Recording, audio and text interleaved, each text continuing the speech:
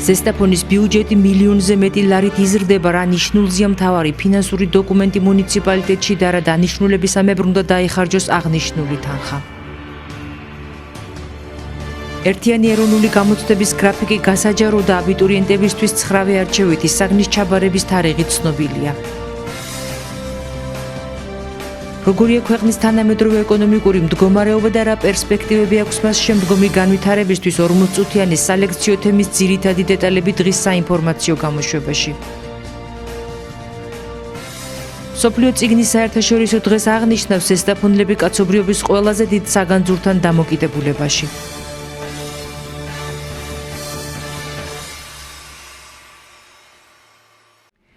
ზესტაფონის ბიუჯეტი მილიონზე მეტი ლარით გაიზარდა, რაც მთავარ ფინანსურ დოკუმენტში მორიგი ცვლილების მიზეზი გახდა. სასოფლო-სამეურნეო პროექტების განხორციელებისა და საპროექტო ხარჯთა რიცხვის მიზნით მუნიციპალიტეტისთვის გამოყოფილი თანხების მიზნობრიობა დეპუტატთა გადაწყვეტილებით უკვე გარკვეულია. მუნიციპალიტეტის ბიუჯეტმა განიცადა მორიგი ცვლილება, რაც დაკავშირებული იყო 2015 წლის 12 მარტის მთავრობის დადგენილებასთან. ამ დადგენილებით მუნიციპალიტეტს სასოფლო-სამეურნეო პროექტების განხორციელებისათვის გამოეყო 1,86,000 ლარი და მუნიციპალური პროექტების განხორციელებისათვის საპროექტო სახარჯთაღრიცხვა სამუშაოების ჩასატარებლად დაემატა 19,000 ლარამდე.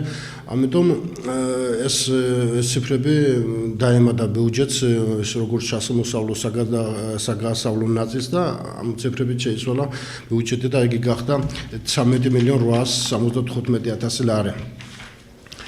ესე იგი, ამ პროექტებიდან 2000 სოფლის დახმარების პროგრამის პროექტებიდან 2012 წელს, 2013 და 2014 წელს დარჩენილი იყო ეკონომია 39,000 ლარი და ეს ეკონომიაც ისევ ჩაბრუნდა სოფლის პროექტებში და ეს განაწილდა სოფლების და მიხედვით ეს ცვლილებების განიცადა ბიუჯეტმა. სასოფლო-სამეურნეო პროექტების პრიორიტეტებზე სოფლად ადმინისტრაციული ერთეულებში მოსახლეობა ყველგან შეთანხმებულია. შესაბამისი გადაწყვეტილებები კრებებზე მიიღებოდა, რომელიც ამ საკითხებთან დაკავშირებით რამდენიმე კვირის განმავლობაში ყოველდღიურად ტარდებოდა. წინასწარ შემუშავებული გეგმა გრაფიკის ფარგლებში. მიღებული თანხა სწორედ ამ პრიორიტეტების განხორციელების საფუძველი გახდება. 2015 წლის ერთიანი ეროვნული გამოცდების ჩატარების განრიგი ცნობილია. განათლებისა და მეცნიერების მინისტრის 387 ბრძანების თანახმად პირველი გამოცდა ქართულ ენასა და ლიტერატურაში 2 ივლისს ჩატარდება. ერთიანი ეროვნული გამოცდები 22 ივლისს ქიმიის გამოცდით დასრულდება. რაც შეეხება სიახლეებს, 2015 წლიდან ეროვნულ გამოცდებზე არჩევით საგნების ჩამონათვალს სამოქალაქო განათლება დაემატება. შეფასებისა და გამოცდების ეროვნული ცენტრის ინფორმაციით 2015 წელს ეროვნულ გამოცდებზე 40,000-ზე მეტი აბიტურიენტი დარეგისტრირდა.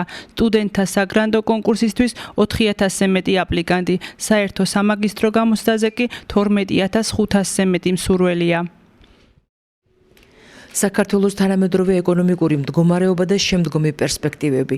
ასეთი იყო ეკონომიკის დოქტორის ბორის ჭიჭინაძის სალექციო თემა, რომლითაც ის დაინტერესებული საზოგადოების წინაშე წარსდგა. დაახლოებით 40 წუთის განმავლობაში მოხსენების ავტორი იმ კრიტერიუმებზე საუბრობდა, რომელიც ქვეყნის ეკონომიკურ სიძლიერეს განსაზღვრავს. თემაში ის სხვა საკითხებთან ერთად ასევე შეეხო საქართველოს ევროვალდებულებებსაც. ერთადაც შევეხეთ რა მდგომარეობაშია საქართველოს ეკონომიკა. როგორც მოგეხსენება, ჩვენ მივდივართ ევროკავშირისკენ და გარკვეულ ასოცირების ხელშეკრულებასაც ხელი მოვაწერეთ. გამომდინარე იქიდან გარკვეულ ვალდებულებებს გვაგისწრებს ეს ხელშეკრულება. ამიტომ კარგი იქნებოდა, რომ უფრო საზოგადოება, ფართო საზოგადოების წინაშე გაგვეცნო აღნიშნული საკითხებთან დაკავშირებით. ანუ აუხსენეთ მოსახლეობას თუ რა არის, რა მოთხოვნილებებს გვიყენებს ეს ასოცირების ხელშეკრულება და რა უნდა გაკეთდეს ჩვენი მხრიდან, რაც შეიძლება მალე დაუახლოვდეთ ევროკავშირის სტრუქტურებს. საკითხის აქტუალობიდან გამომდინარე მსმენელი საზოგადოება, რომელსაც სხვადასხვა სფეროს წარმომადგენლები შეადგენდნენ, კითხვების დასმაში განსაკუთრებით აქტიურობდა და მოხსენებლისგან კომპეტენტურ პასუხებსაც იღებდა. ბატონ ბორის ვიცნობ დაახლოებით წელიწადზე მეტია. არის ძალიან ერუდირებული, ძალიან კარგი განვითარებული ადამიანი, ეკონომიკის მცოდნე და მის მუშაობას რომ ვიჩერები ვარ, ესმის კარგად. და მისი როგორც მოვისმინეთ მისი გამოსვლებიდან მოხსენებიდან ყველანაირად გათვლილი აქვს ყველაფერი და მისგან ძალიან დიდი მომავალი მოდის. ღონისძიება ცენტრალურ ბიბლიოთეკაში მოეწყო, რომელიც ამ და განსხვავებული ტიპის ღონისძიების მასპინძლის რანგში არაერთხელ ყოფილა. მსმენელთა თხოვნით ბორის ჭიჭინაძე უახლოეს მომავალში მათთან შეხვედრას კიდევ მოაწყობს. თემის შერჩევაში საზოგადოების ინტერესი იქნება გათვალისწინებული. 92 წელია მსოფლიო წიგნის საერთაშორისო დღეს აღნიშნავს. წიგნის საერთაშორისო დღე იუნესკოს გადაწყვეტილებით 1923 წლიდან აღინიშნება. ამ დღეს კატალონიაში ჩაეყარა საფუძველი. რა სიახლეებით შეხვდა ზესტაფონის საჯარო ბიბლიოთეკა წიგნის დღეს და რა ღონისძიებები იგეგმება წიგნის დღისადმი მიძღვნილ კვირეულზე. როგორია წიგნის მოყვარულთა უფროსი თაობის წარმომადგენელთა რჩევები ახალგაზრდა თაობისადმი. დღევანდელ დღეს მიულოცავ და პირველ რიგში ჩვენ რაიონს წიგნის დღეა დღეს აღნიშნება. პირველ რიგში ჩვენს კითხულობთ, ჩვენ რაიონის კითხულობთ და შემდეგ სრულიად მთელ საქართველოს.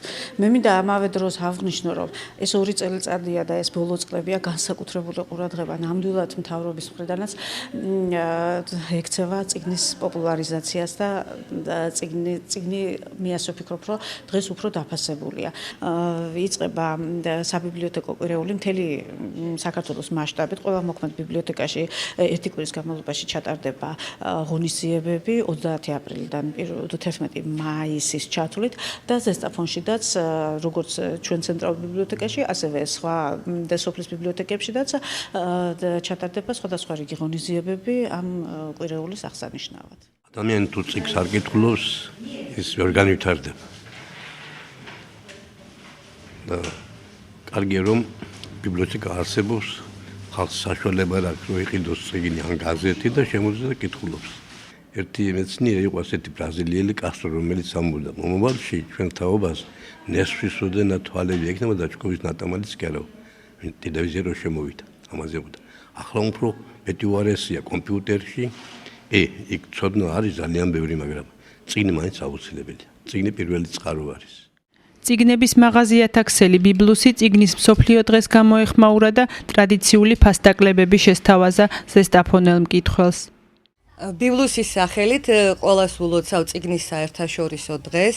დღევანდელ დღეს შეუერთდა ბიბლუსის მაღაზიათა ქსელი და ძალიან კარგი ფასდაკლებები გვაქვს სხვადასხვა წიგნებზე.